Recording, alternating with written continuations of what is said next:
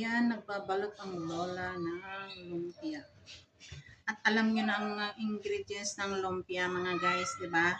Tatanda na kayo, alam nyo na yan. So, ganyan na lang, ganyan ang pagbabalot ng lumpia ng lola.